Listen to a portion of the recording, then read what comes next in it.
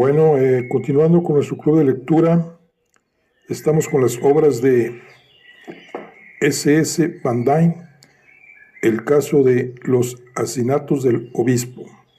Y vamos a iniciar lo que es el capítulo 16, que es el acto tercero, martes 12, sábado 16 de abril. Después de almorzar en el Élysée, Markham y Hertz se dirigieron al departamento central, donde les esperaba una tarde laboriosa.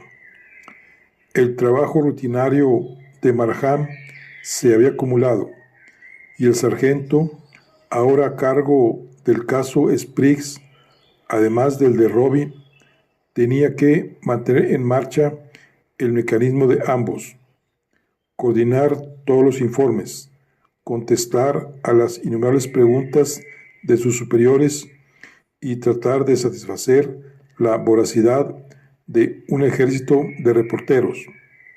Vance y yo fuimos a una exposición de arte francés moderno en el Clos d'Els.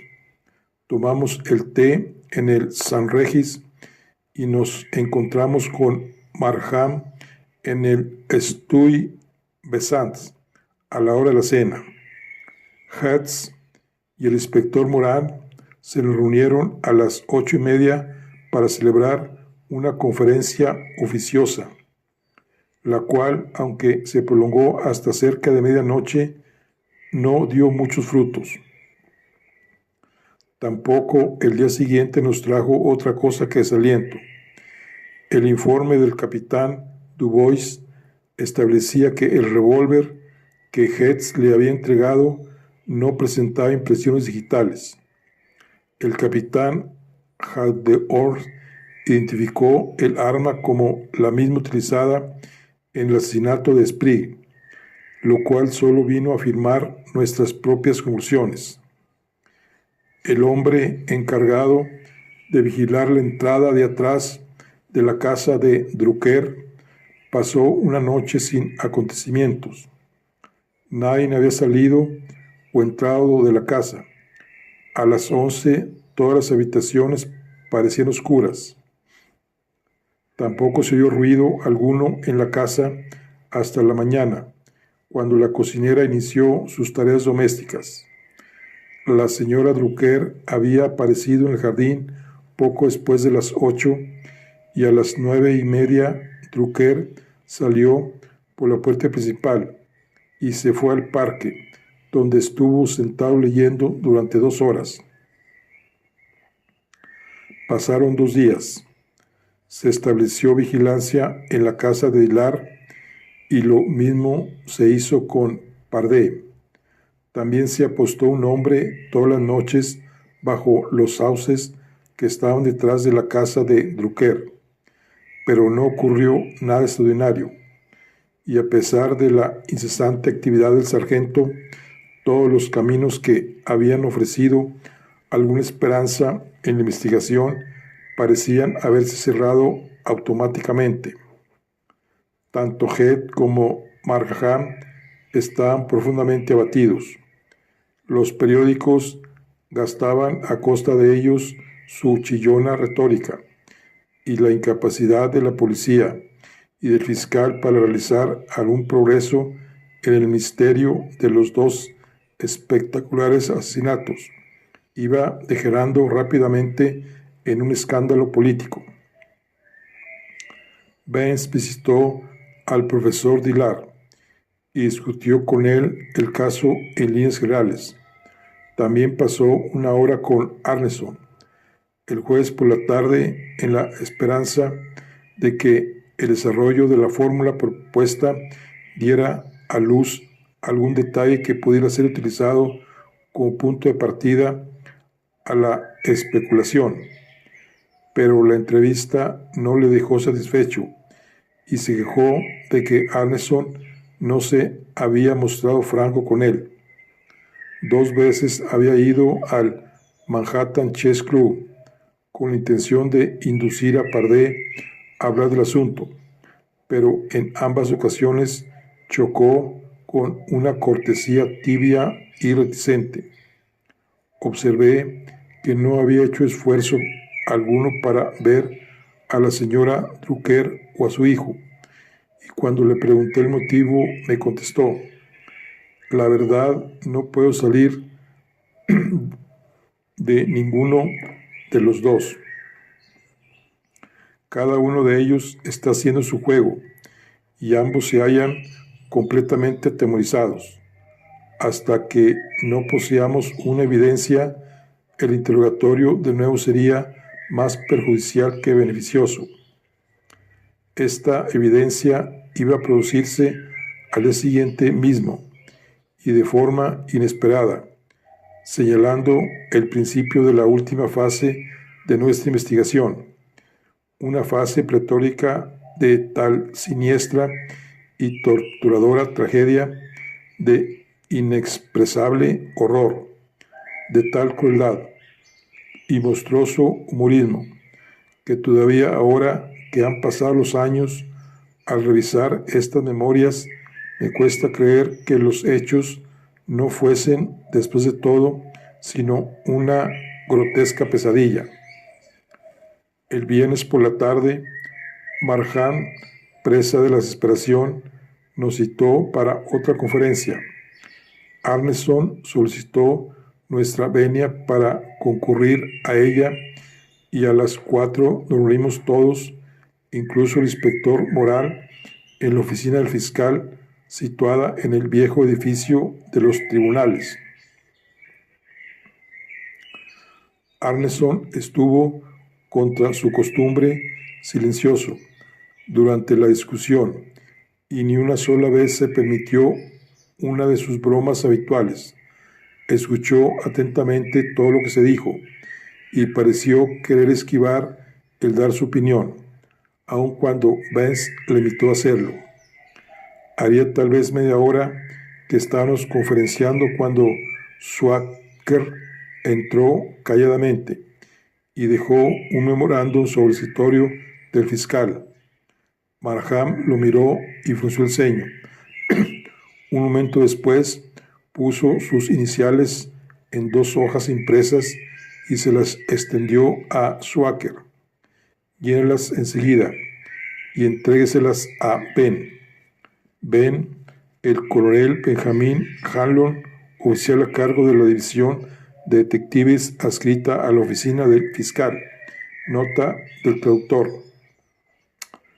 Ordenó. Cuando el hombre salió, nos explicó la interrupción. Sperling acaba de solicitar una entrevista conmigo y creí que en las circunstancias actuales es conveniente recibirlo enseguida. 10 minutos después, Sperling era traído desde la cárcel de encausados por un policía.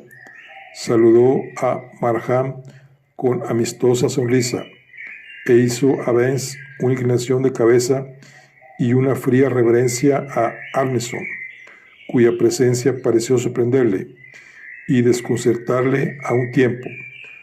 Marjan le ofreció una silla y Vance un cigarrillo.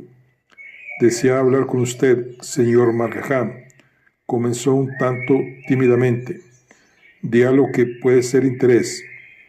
Usted recordará que cuando me interrogaron acerca de mi permanencia en la sala del club con Robbie, deseaba saber por qué puerta había salido Drucker cuando nos dejó.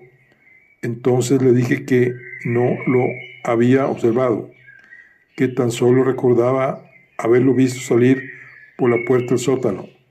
Pues bien, señor, como últimamente he tenido mucho tiempo para pensar, he repasado mentalmente todo lo que sucedió aquella mañana.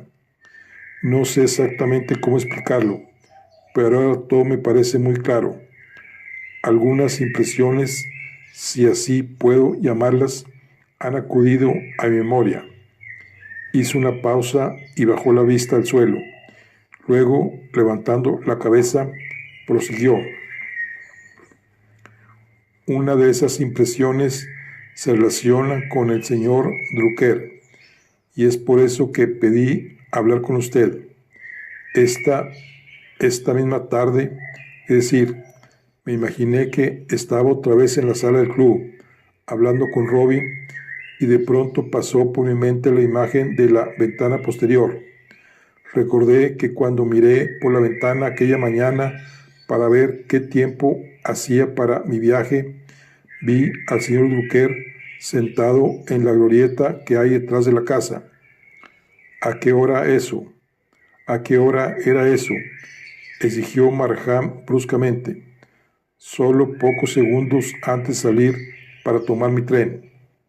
Entonces usted infiere que el señor Drucker, en vez de dejar la casa, fue a la glorieta quedándose ahí hasta que usted se fue. Así parece, admitió Spelling, aunque de mala gana. ¿Está usted seguro de que lo vio? Sí, señor. Ahora lo recuerdo claramente. Hasta recuerdo la manera peculiar como había doblado sus piernas. ¿Lo juraría usted?, preguntó Markham gravemente, si supiera que de su relación dependería la vida de un hombre. Lo juraría, señor, repuso simplemente Sperling. Cuando este y el policía que le escoltaban salieron del cuarto, Markham miró a Vance. Creo que esto nos abre un camino. Sí, la declaración de la cocinera pierde su valor desde que Drucker la admitió. Ella es de esas alemanas incondicionalmente leales, capaces de apoyar la negativa de su amo a toda costa, si viera que algún peligro le amenaza. Ahora tenemos en nuestras manos un arma efectiva. Me parece, dijo Markham, después de unos momentos de meditativo silencio, que ahora poseemos una verdadera evidencia circunstancial contra Drucker. Estaba en el patio de Dilar solo unos minutos antes de ocurrir la muerte de Robin. Pudo fácilmente haber visto salir a Sperling y, como acababa de hablar con el profesor Dilar, sabía que los demás miembros de la familia estaban ausentes. La señora Drucker niega haber visto a nadie desde su mirador esa mañana, a pesar de haber lanzado un grito en el preciso momento de la muerte de Robin. Luego, cuando interrogamos a su hijo, pareció estremecerse de pánico. Hasta le previno contra nosotros, diciéndole que éramos sus enemigos.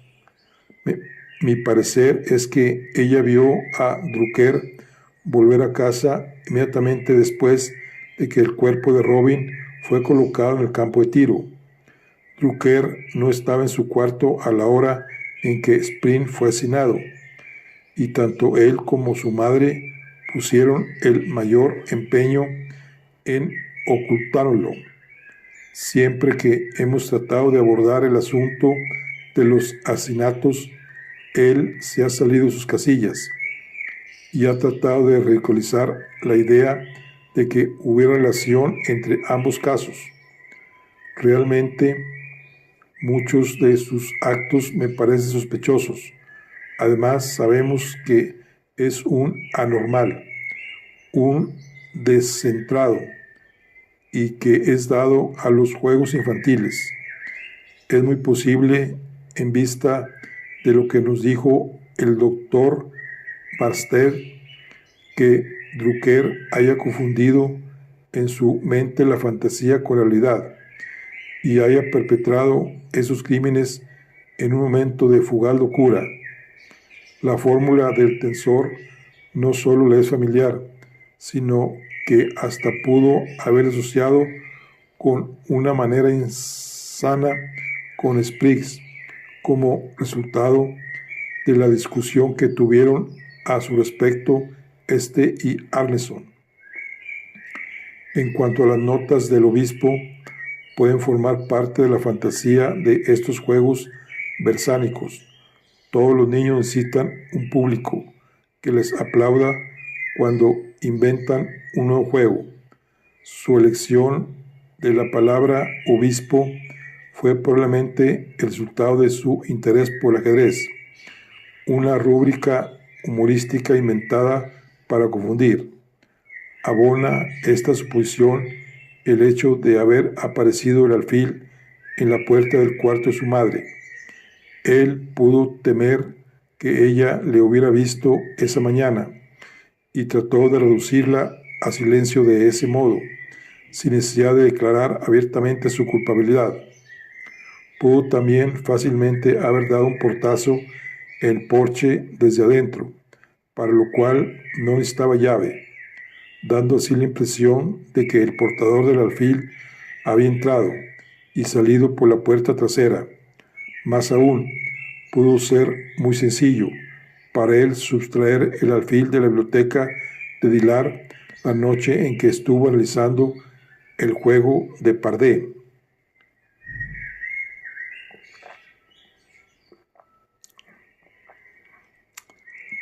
Marjan continuó durante algún tiempo construyendo a conciencia y con todo lujo de detalles su acusación contra Drucker, sin olvidar ningún elemento. La rigurosa lógica con que agrupó los diversos factores era de todo punto convincente. Un largo silencio sucedió a su resumen. Por último, Bain se levantó como si quisiera aliviar la tensión de sus pensamientos y se dirigió a la ventana. Puede que tenga razón, Marjan admitió, pero mi principal objeción a tus conclusiones es que son demasiadas buenas. Desde el principio he considerado a Drucker como una posibilidad, pero cuanto más sospechoso se ha hecho por sus actos y más lo señalaban las circunstancias, menos inclinado me he sentido a considerarle culpable.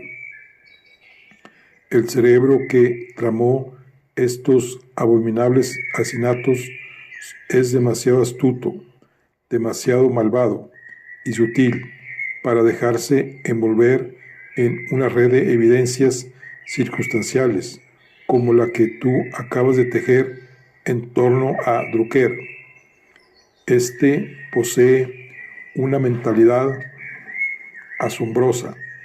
Su intelecto es en realidad supernormal y es difícil que, de ser el culpable, dejara tantos cabos sueltos.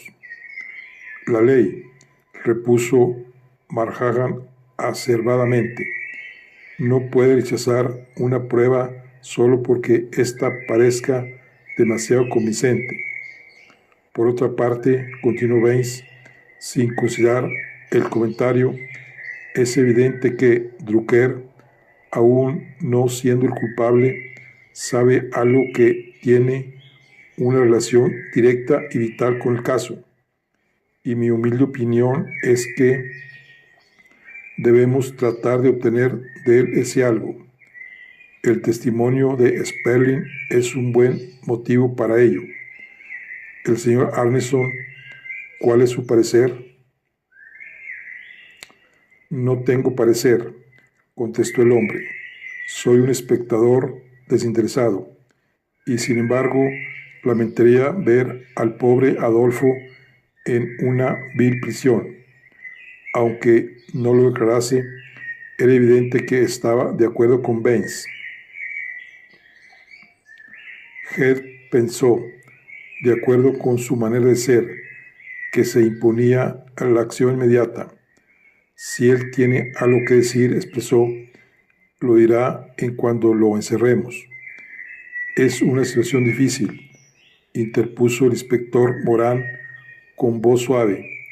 No podemos exponernos a un error. Si arrestáramos a Drucker y luego resultara ser otro el culpable, nos cometeríamos en el hazmerreír de todo el mundo. Baines miró a Marjan y asintió con un movimiento de cabeza. ¿Por qué no tratamos, ante todo, de inducirlo a que nos abra su pecho?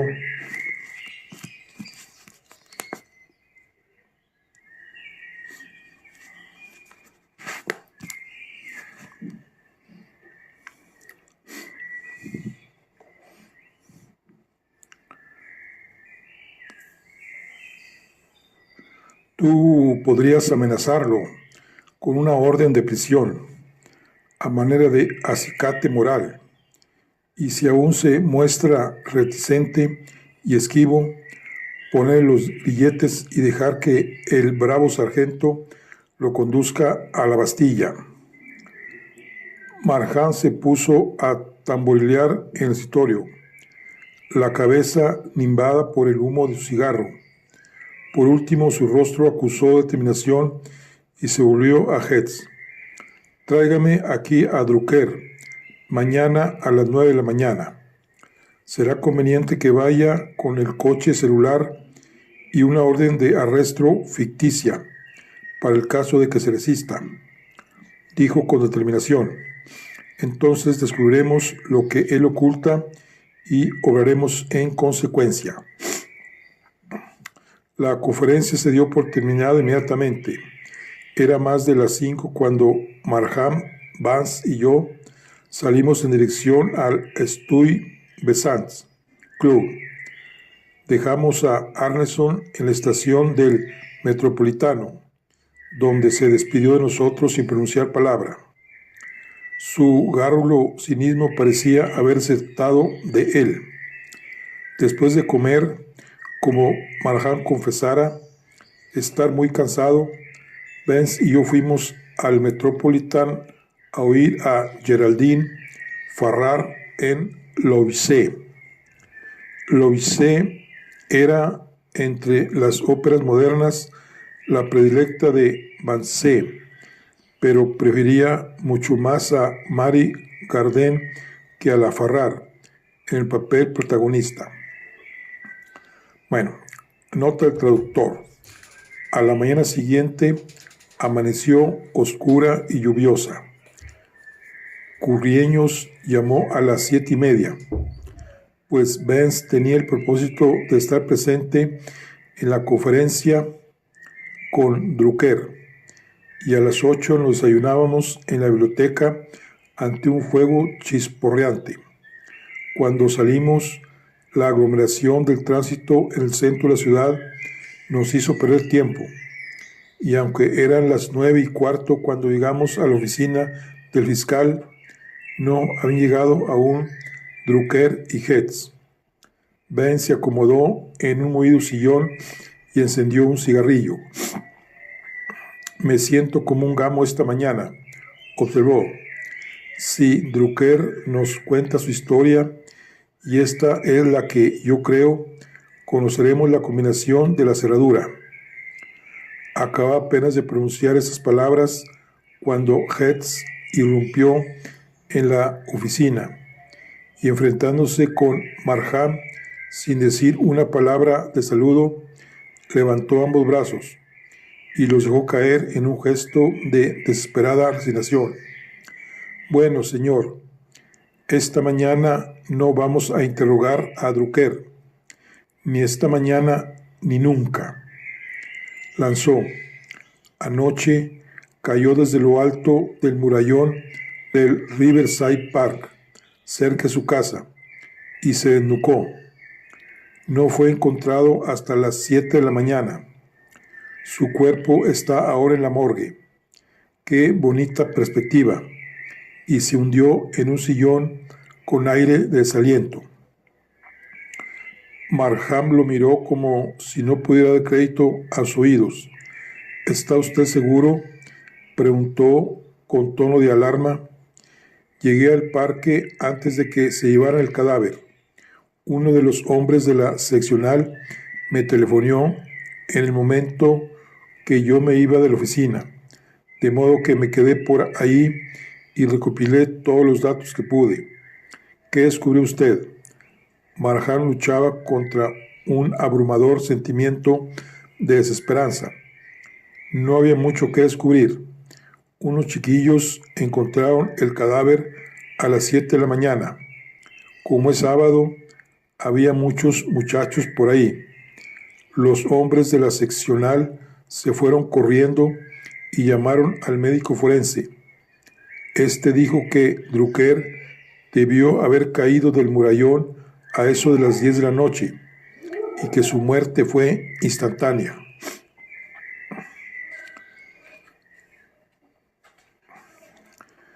el murallón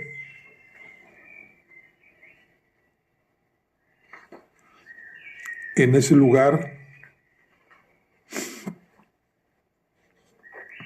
frente mismo a la calle 76, tiene unos 30 pies de altura. Corre en el mismo sentido que el campo de Herradura y es un milagro que no se haya desnucado Oz ahí.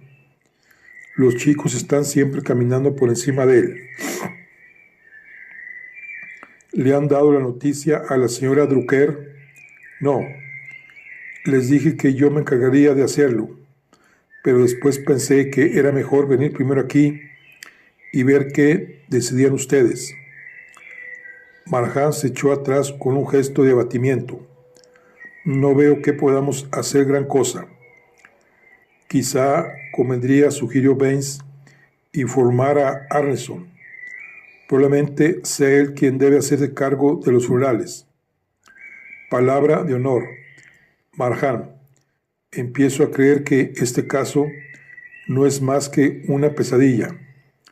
Drucker era nuestra principal esperanza y el mismo momento en que se vislumbraba la posibilidad de hacerle hablar, se desploma de una pared. Un jorobado se cae de una pared. Un jorobado. Se detuvo bruscamente y se levantó mientras repetía estas palabras. Nos quedamos mirándolo fijamente, como si se hubiera vuelto loco, y confieso que la expresión de su rostro me hizo estremecer. Sus ojos estaban fijos como los de quien estuviera viendo un espectro. Lentamente se volvió hacia Marcahan y le dijo con una voz que apenas reconocí: es otro insano melodrama, otra copla del Mamá Oca. Esta vez se trata de Humphrey Dumpty.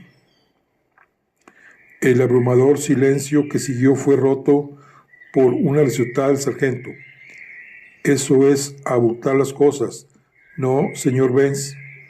Es absurdo, declaró Marjan, estudiando a Baines con profunda atención. Querido amigo, has permitido que este caso se apodere demasiado de tu imaginación. Todo lo que ha sucedido es que un hombre con una joroba se ha caído de lo alto de un muro en el parque. Es una desgracia, lo sé, y es doblemente sensible en estos momentos. Se acercó a Vance y le puso sus manos en los hombros. Deja que el sargento y yo dirijamos este asunto.